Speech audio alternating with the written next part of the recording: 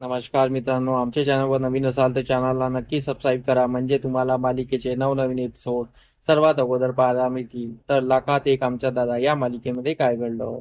डॅडीने शालनला वरतून ढकललेले असते. शालन वरतून पळत पळत खाली आलेली असते. तिला खूप लागलेलं असतं. तेवढ्यात तिथे सूर्या पोहोचतो. सूर्या शालनला बघतो आणि तो तिला मांडीवर घेतो आणि तो खूप रडत असतो. तेवढ्यात तिथे लोकही जमलेले असतात. ऊर्जा पण आलेली असते आणि डॅडी पण येतात. डॅडी हे खूप आव्हानात असतात आणि त्यांना असं दुःख झालं ते दाखवत असतात. तिकडे तिकडे शत्रू पण आलेला असतो. तेजूला माहित झालं, तेजू शत्रू दोघंही आलेले, सर्व तिथे मंडळी जमलेली असते आणि शालनला खूप लागलेलं असतं. शालन मरण्याच्या कगारवर असते आणि ती मरणारच असते. पण डॅडीला असं वाटत असतं की ही शालन काही बोलून नाही जावं आणि सूर्याला काही माहीत नाही व्हावं, म्हणून डॅडी तिथे येतात आणि डॅडी शालनचा वेळ वाया घालवण्याचा प्रयत्न करत असतात की ही शालन लवकरात लवकर मेली पाहिजे. म्हणून डॅडी शालनला काही ना काही विचारण्याचा प्रयत्न करत असतात.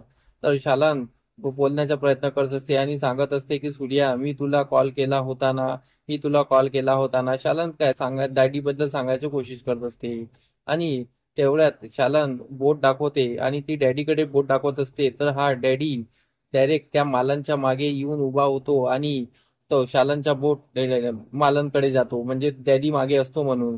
पण सर्वांना वाटते की मालन म्हणजे मा म्हटलं तर मालन असू शकते, पण मालक म्हणायचं तिला असतं, कारण की त्यांनी तिला ढकललेलं असतं. आणि डॅडीचे हे कर्तृत्व ते कोणाला माहीत नसते, पण डॅडीने खूप मोठी कर्तृत्व केलेली असते.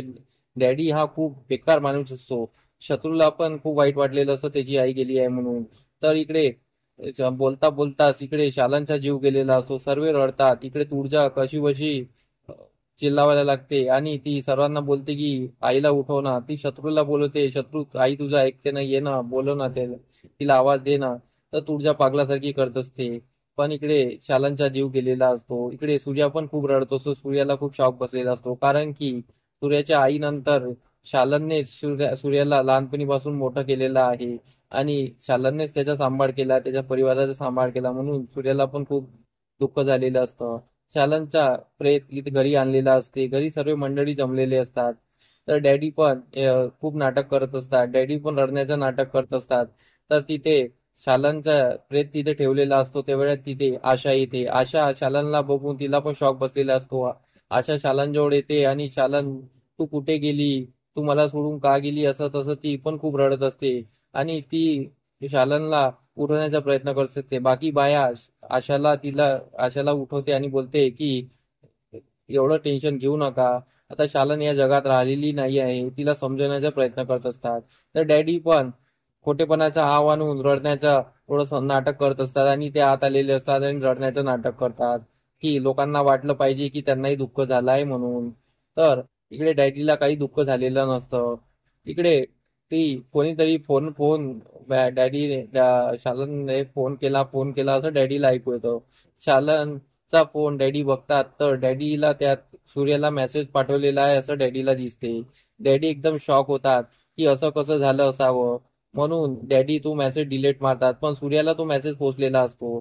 सूर्या बाहेर इकडे रडत असतो. त्याचा मामा त्याला समजवत असतो.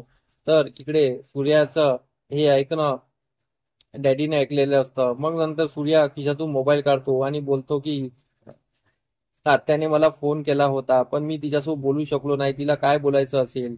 म्हणून मामा बोलतात की बघ तुला काय बोलायचं, तिने काही पाठवलं असेल तर. तर इकडे सूर्या तो मोबाईल काढतो आणि बघतो, तर काय तिथे शालांचा मेसेज त्याला दिसतो. सूर्या एकदम शॉक होतो. इकडे डॅडीला सूर्याचा हावभाव वटून वाटत असते की सूर्याला सर्व कळलेलं आहे. डॅडीची थरकाप झालेला असतो आणि इकडे डॅडीला थरकाप सुटलेला असतो, पण सूर्या काही बोलत नसतो. तर आता आपल्याला समोरील भागात आपल्याला हेच पाहणं रंजक ठरणार आहे की सूर्याला डॅडी बद्दल सर्व कळलेलं आहे का, आणि कळलेलं असेल तर सूर्या डॅडीचे काय हाल करणार हे आपल्याला समोरील भागात करणारच आहे. आणि असाच लवकरात लवकर मालिकाचा शेवट सुद्धा होणार आहे. तर आमचा एपिसोड कसा वाटला आम्हाला कमेंट करून नक्की सांगा. धन्यवाद. आमचा एपिसोड तुम्हाला कसा वाटला हे आम्हाला कमेंट करून नक्की सांगा. आम्ही तुमच्यासाठी नवनवीन एपिसोड घेऊन येत राहू. त्यासाठी आमच्या व्हिडिओला बघत राहा. धन्यवाद.